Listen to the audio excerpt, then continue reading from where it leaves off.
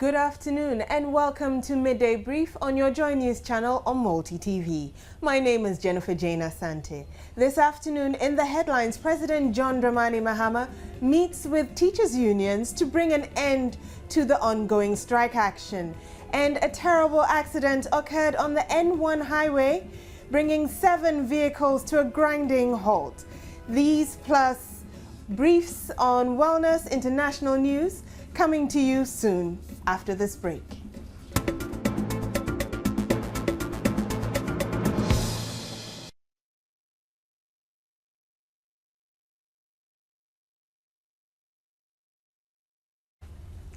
Now, 7 vehicles were involved in a serious accident on the N1 highway just about 30 meters away from the Kwashiman intersection at the Hong Kong bus stop.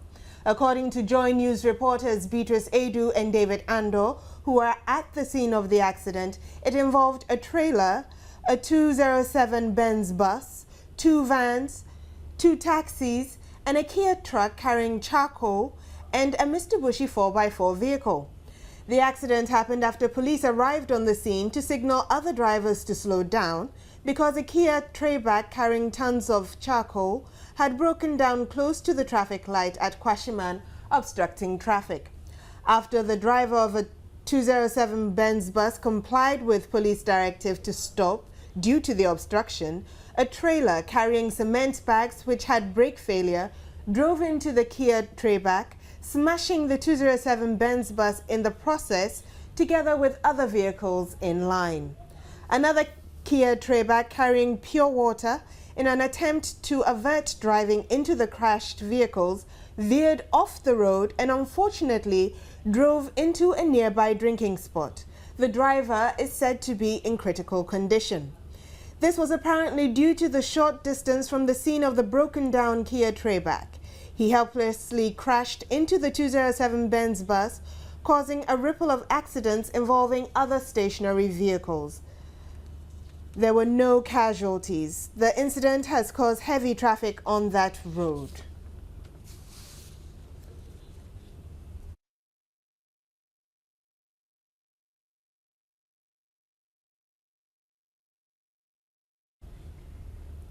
Now, teachers in the country are currently on strike.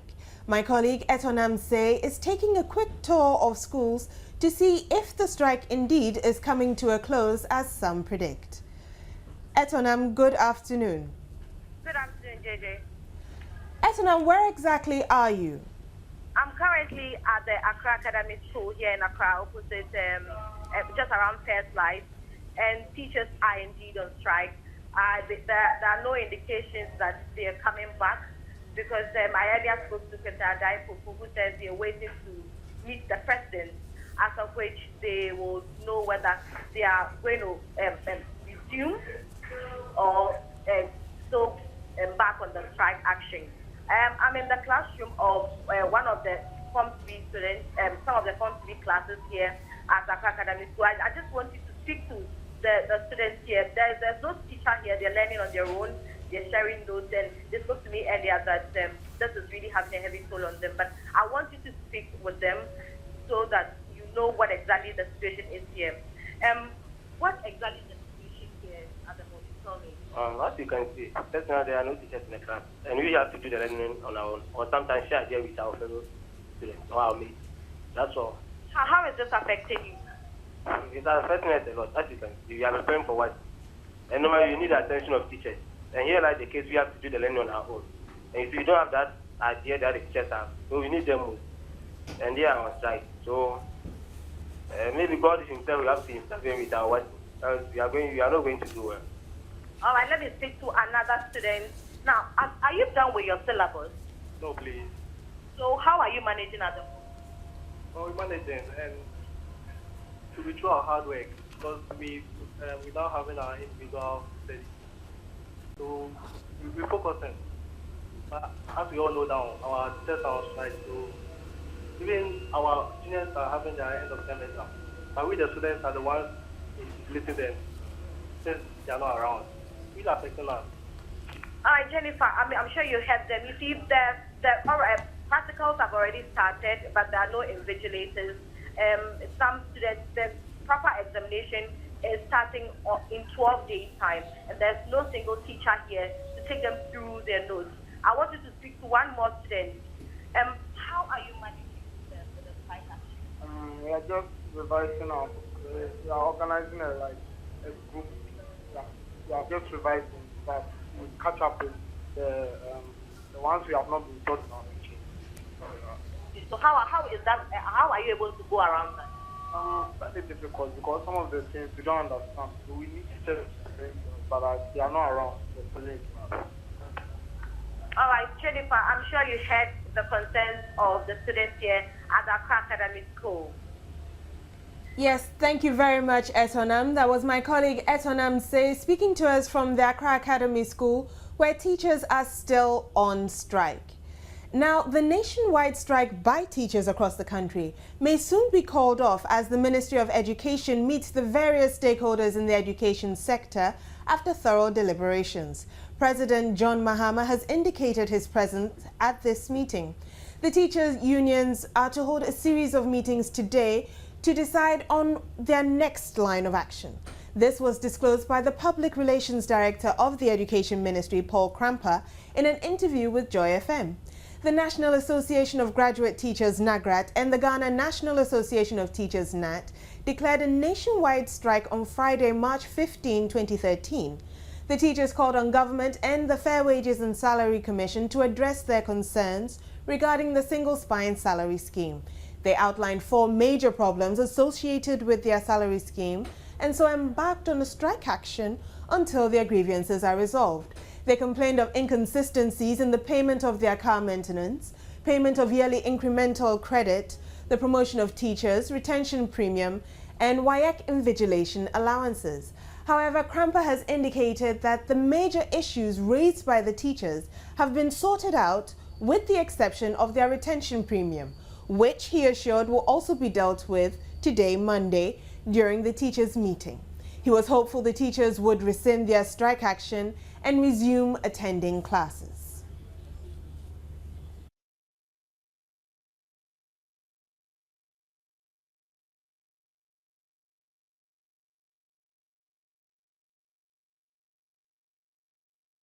Now, President Mahama has summoned all the teacher associations in the country to the Flagstaff House this morning in a bid to resolve the impasse rocking the education sector. The meeting is scheduled for the Flagstaff House at 10 a.m. And the nationwide strike being embarked on by the teachers has had many adverse effects on many schools, with some school heads resorting to the use of non-teaching staff, such as cooks, to invigilate examinations. Now, today's meeting is expected to be attended by officials of the Finance Ministry, Fair Wages, Salaries Commission, and the Ghana Education Service, as well as representatives of the striking teachers.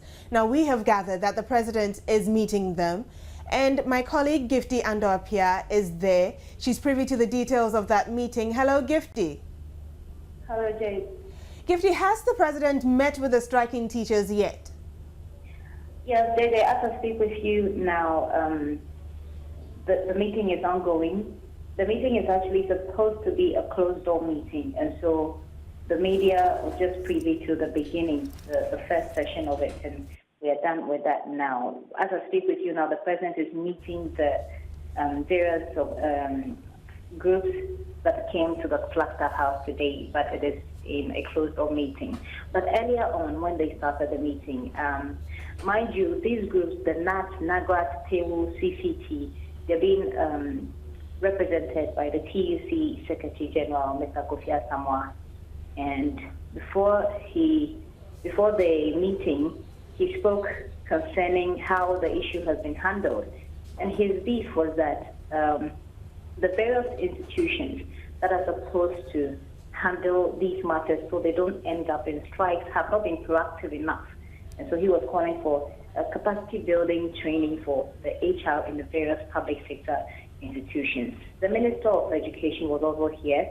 She was also saying that in the communique that they issued yesterday, everything has been sorted out, in exception of the retention premium, issues with the retention premium that the teachers raised. And so she said that that will be the topic of discussion for today's meeting. she hopes that as government keeps its part of the bargain, the teachers will also do the same. Then the president made an appeal to the teachers to return to the classroom first of all, but he was hopeful that after today's meeting, the strike action could be called off. He mentioned that they were going to dialogue with the teachers and try to meet their demands as much as possible, but he didn't do that without a caution that whatever dialogue, whatever demands the teachers are making, and whichever way government wants to whichever way government wants to meet them, it has to be done within the resources available in the country. All right, Gifty, thank you very much for updating us on that piece of information. The president is in a closed-door meeting with representatives of NAGRAT and NAT. My colleague Gifty Ando-Apia reported live from the Flagstaff House, giving us an update on that information. There may be hope for our final year students after all. Now, exclusive information reaching myjoyonline.com indicates that the last batch of deputy ministerial nominees will be sent to Parliament today, Monday, March 25, 2013. Sources at the presidency say communication to Parliament of the names in line with the provisions of the Constitution will be concluded this morning, following the completion of the usual consultations with party hierarchy and others. Former presidential spokesperson John Jinapor, and Member of Parliament for Nantong in the Northern Region, Ibrahim Mutala Mohammed, have been nominated by President John Mahama as deputy ministers.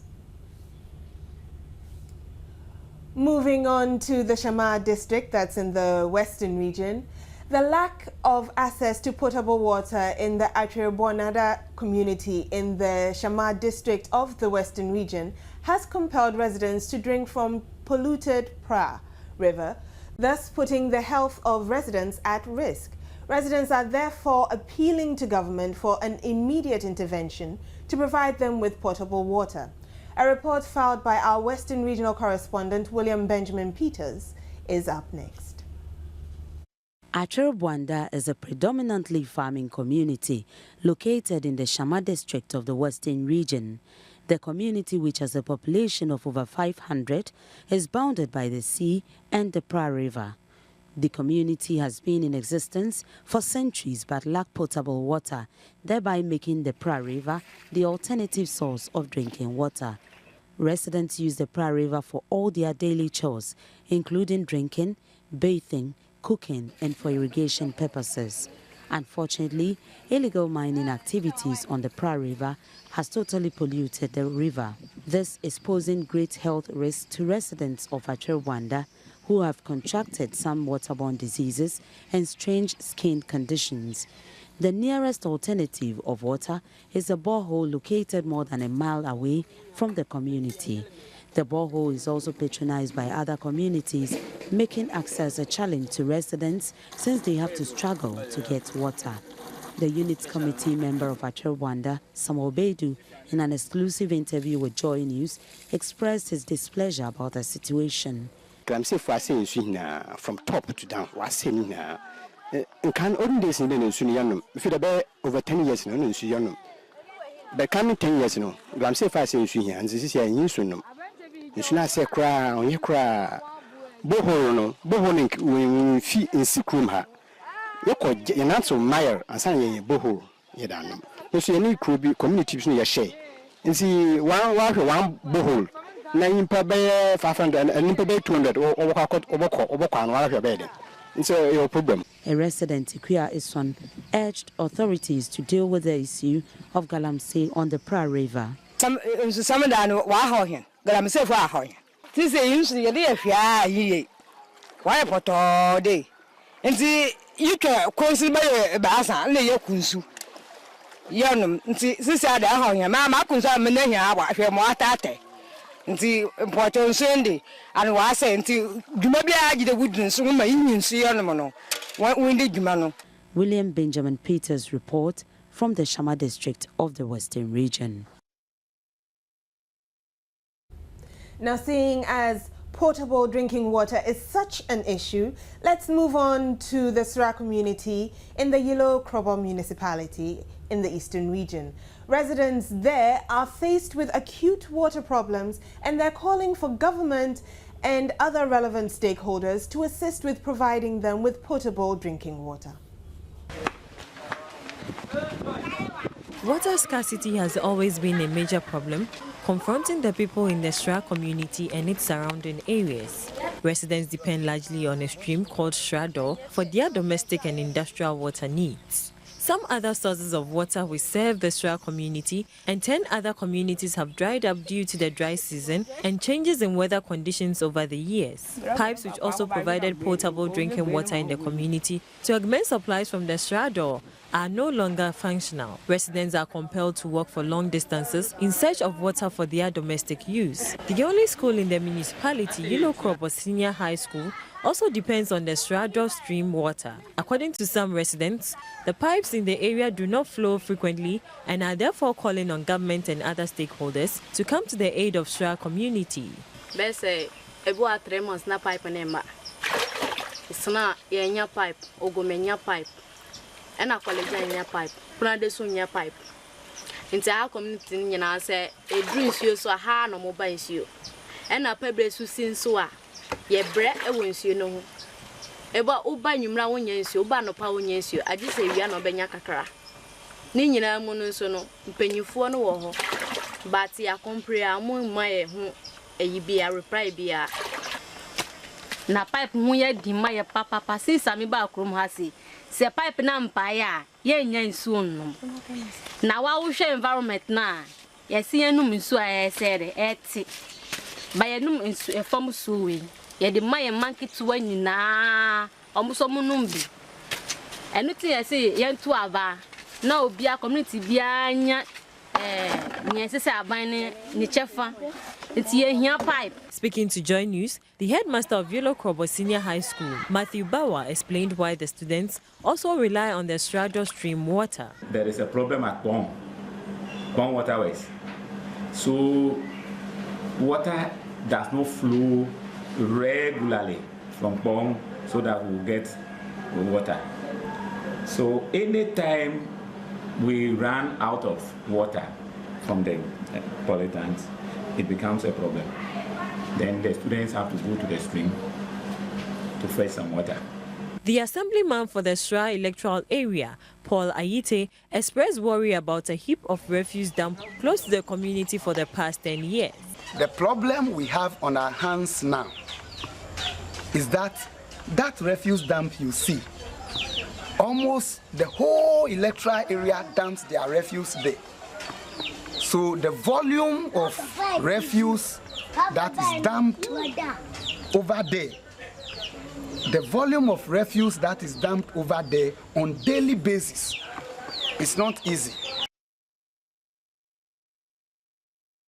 Well, it looks like I'm taking you on a tour of Ghana this afternoon. We did the western region, just came back from the eastern. We might as well head to the Volta. A stadium is an arena with tiered seats, a green pitch, it's clean, and it should be an inspiration for athletes to show off their best.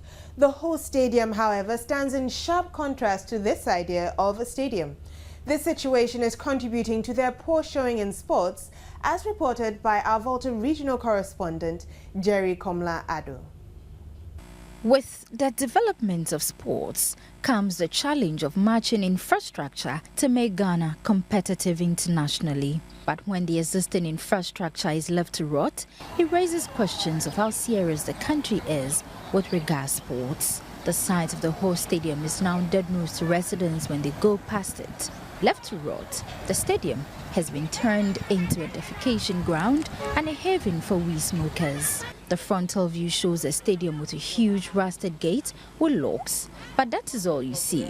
A closer look reveals an unmaintained place, half-fenced, countless entry points with shrubs reaching to the stands. If you toured the stadium, you would be so lucky not to come across a weed smoker. But trust me, you cannot get away from bumping into human excreta. From the uninspiring environment to the unfortunate nature of the pitch, aspiring soccer stars appear doomed to fail. Local soccer teams cannot access the football pitch itself because it is locked up. Footballers who come to train here every morning have no choice but to train on a playing field full of gravels. They say, besides battling activities of those who defecate around and the weed smokers, they even have a tougher task of convincing the Regional Sports Authority to open up the pitch for training.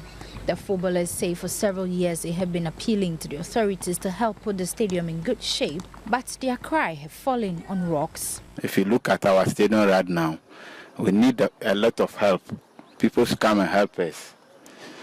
And then our training too is not all that strong because we don't have good facilities here. So we will need help from people to come and help us. Sometimes when we came here to train, they don't want to open the stadium for us. We tend to drag between the players and the management. So we are appealing to the management that they should come and beg the management of the stadium so that anytime we came here to train, they open the stadium for us. I'm appealing for the government or to come and help the important people to play football because we have a lot of talent in this region. We have a lot of talent, but we don't have any helpers. So we need big men around the town to come and help us to achieve our goals.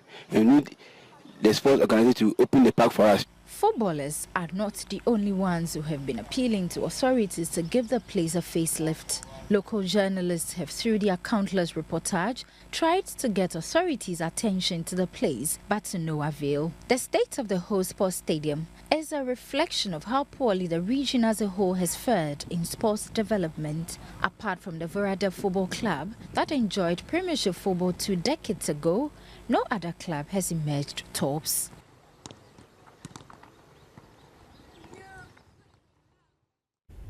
And now we're moving up north. One of the challenges facing the free maternal health care policy in the Upper West region is ignorance. Most pregnant women have little knowledge in terms of accessing free health care under the National Health Insurance Scheme. A study conducted by the Upper West Health Insurance Authority revealed that women have been charged extra fees when in actual fact, the free maternal health care policy caters for them. This was made known by the Upper West Monitoring and Evaluation Officer of the National Health Insurance Authority, Rashid Tindogo, at a workshop organized by Send Ghana in Wa. Rafiq Salam reports from Wa. The purpose of the meeting was to create a platform for stakeholders to share ideas and come out with innovative strategies to deal with the challenges confronting the free maternal health care program. Adamu Munkaila is the Upper West Programs Officer of St. Ghana.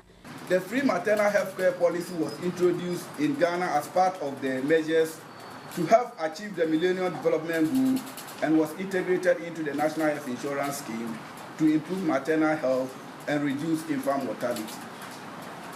The main objective is to facilitate access to free quality maternal care delivery services to all mothers and also reduce the number of women and children who died from preventable pregnancies and also labor-related problems. The Upper West Monitoring and Evaluation Officer of the National Health Insurance, Rashid Tindogo, in a presentation, outlined some challenges facing the program. Pregnant women are charged extra fees at the facilities.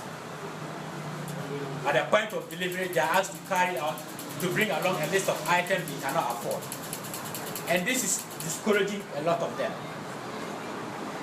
You go for a facility that is seen as free.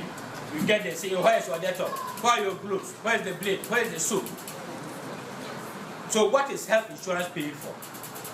If we pay you a tariff for delivery, what are we paying for? You need not ask the pregnant woman to bring in of these items because these are the items that we are paying for. He also commented on the way forward to solving the challenges of women not accessing free maternal health care under the NHIS in the region. Some have chosen not to join the scheme because they can afford. But what the unfortunate part is that in an emergency, no one knows when you'll be found. You may be away from your family physician, so you may need emergency care.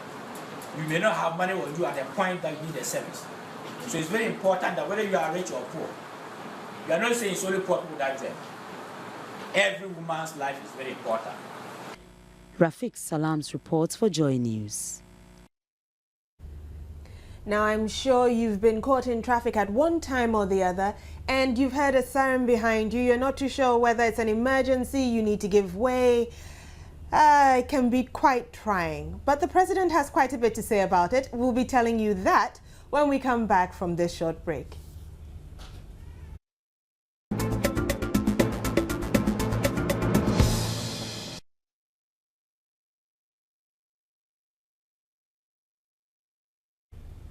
Welcome back. Now, government has asked drivers of vehicles belonging to security agencies to desist from jumping normal traffic regulations except and unless during cases of emergency. A statement signed by Information and Media Relations Minister Mahama Ayariga on Sunday said the caution also applies to private security companies as well as private vehicle owners who drive through traffic with sirens and horns blaring. The presidency, according to the statement, was concerned about the manner in which vehicles belonging to the various security agencies drive through traffic during periods of congestion, especially in the capital city, Accra. The police administration has accordingly been directed to arrest and apply strict sanctions against offending drivers of these vehicles and their occupants. The statement also cautioned security dispatch riders against escorting unauthorized persons through traffic, as has been the practice, and asked service chiefs to bring these directives to their attention of their personnel and to ensure compliance.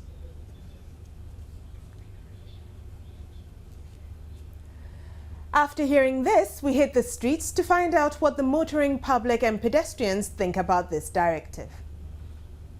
Bad, and I think as the president has told them to desist from such an act, it's a very good thing because sometimes, or most of the times, it causes traffic and also it causes mayhem as well because it raises false alarms, and I mean we always shake when we hear such noises around. So I think it's a good thing that has been stopped. With their sirens, was just becoming too much. It was just so much of I could say of abusive of rights.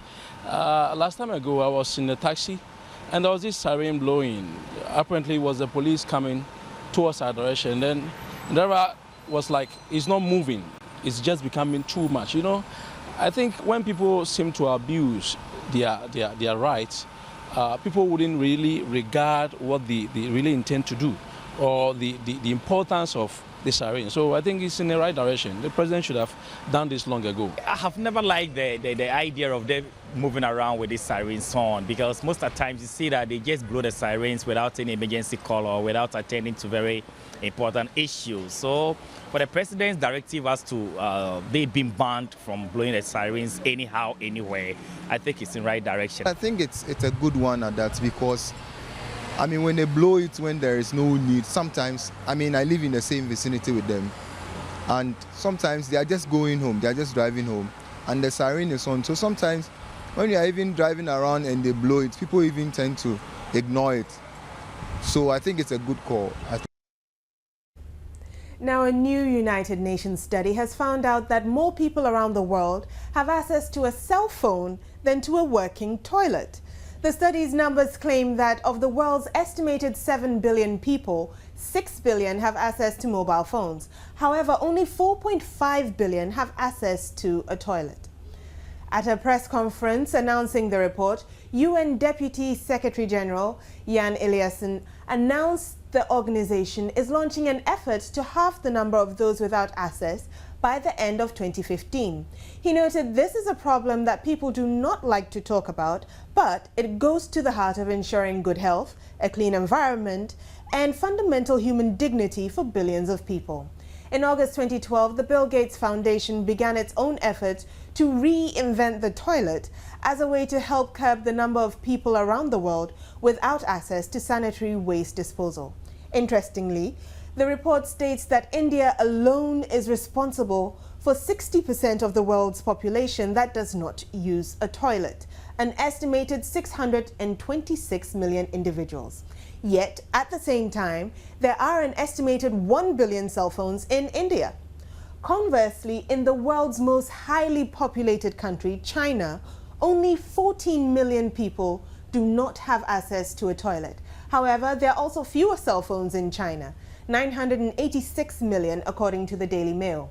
Driving the point home, more than 750,000 people die each year from diarrhea, and one of its primary causes is from unsanitary conditions created in communities without access to toilets. And there are other benefits of installing more modern sanitation options that don't immediately come to mind. This can also improve the safety of women and girls who are often targeted when they are alone outdoors. This is said by Martin Mogwanja, who is the Deputy Executive Director of the UN Children's Fund. And he continues saying, providing safe and private toilets may also help girls to stay in school, which we know can increase their future earnings and help break the cycle of poverty. We'll take a short break. When we come back, we'll have some wellness for you.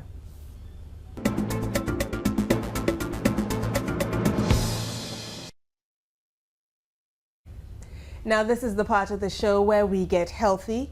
And for wellness this afternoon, we're talking about cleft palate. Children born with cleft lip, cleft palate, and other craniofacial disorders face numerous medical challenges beyond appearance. Patients can face serious airway, feeding, speech, and hearing problems, as well as social and psychological challenges. Our wellness this afternoon focuses on this.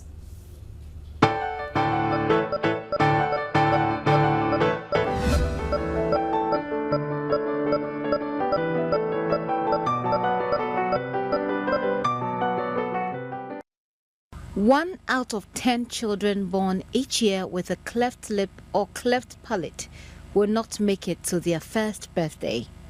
A cleft lip is a hole in the lip that has caused the lip to not fully form, and a cleft palate is a hole in the roof of the mouth, leading to difficulties sucking adequately, leading to troubles in feeding.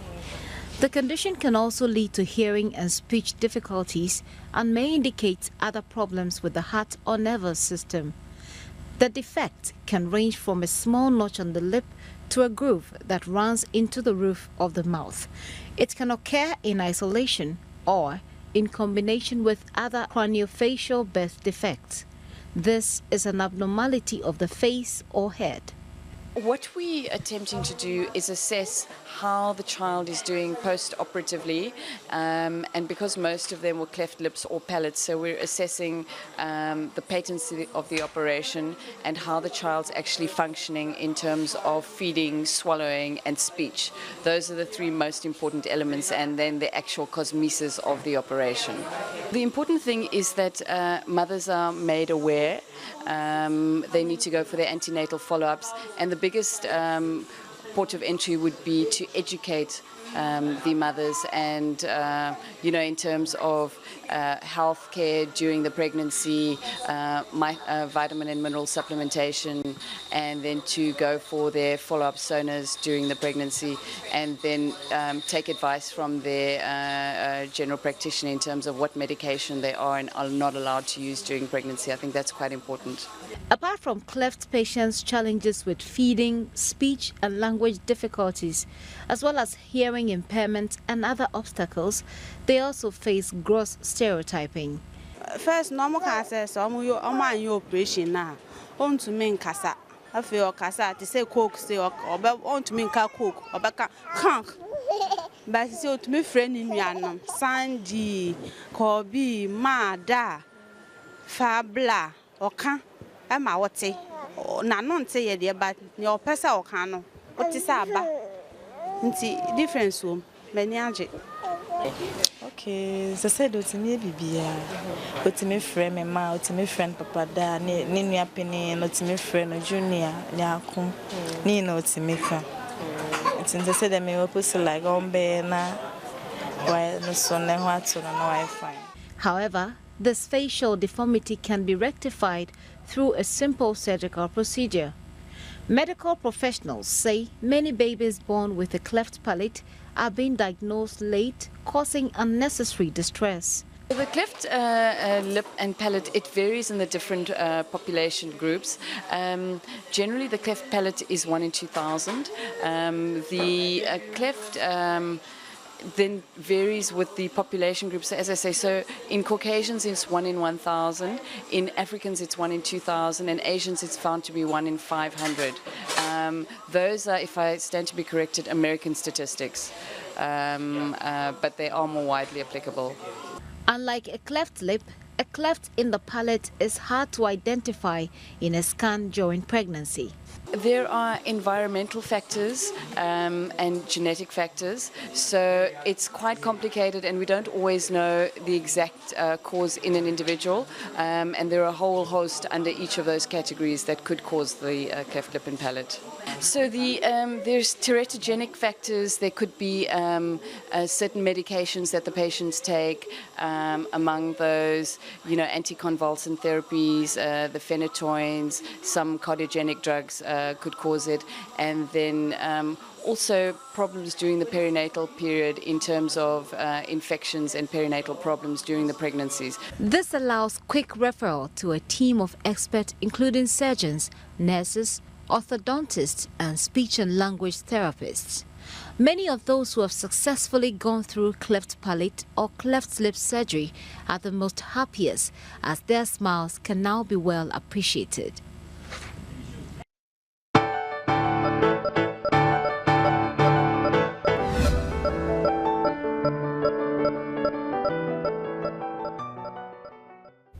Some sad stories, but with happy endings there.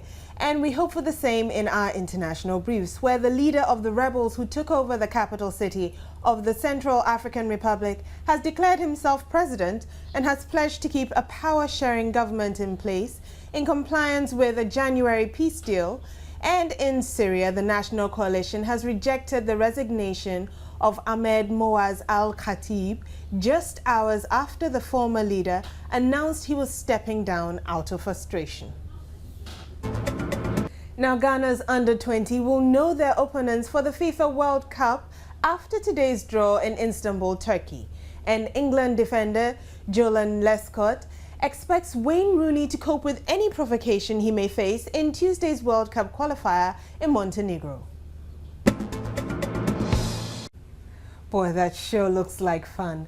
Let's move on to some business now. A special committee of Dell's board has confirmed that it has received 2 takeover offers to rival the one made by founder Michael Dell. It said that both proposals could reasonably be expected to result in superior proposals. The offers for the PC maker came from the private equity group Blackstone and billionaire investor Carl Icahn. Dell, together with the Silver Lake Group, is offering $13.65 a share. That offer from the founder and his private equity partners would value the computer manufacturer at $24.4 billion. Blackstone is offering an amount in excess of $14.25 a share, while Icahn is offering $15 a share. Neither of the new bidders wants to buy the whole company. However, with Mr. Icahn offering to buy 58% and Blackstone saying it would buy out any shareholders who wanted to sell their holding, but not specifying how much of the firm it wants to acquire. And in Cyprus, they get a baylight. Well, I think I've been hogging your TV screens for about close to an hour now, so it's time for me to wrap up and move on. Before we go then, let's take a quick look at our headlines once more. It seems there's light at the end of the tunnel as far as the teachers' strike is concerned. The teachers' unions have met with President John Mahama this morning, and it looks as though all except one of their outstanding issues have been resolved. Also, we saw a terrible accident on the N1 highway. Thankfully, there were no fatalities. We'll keep you updated on that incident. In wellness, we took a look at cleft lip. And that's what we had for you in this hour for news. Coming up at 2, we have more news in our news briefing. My name is Jennifer Jane Asante. Have a good afternoon.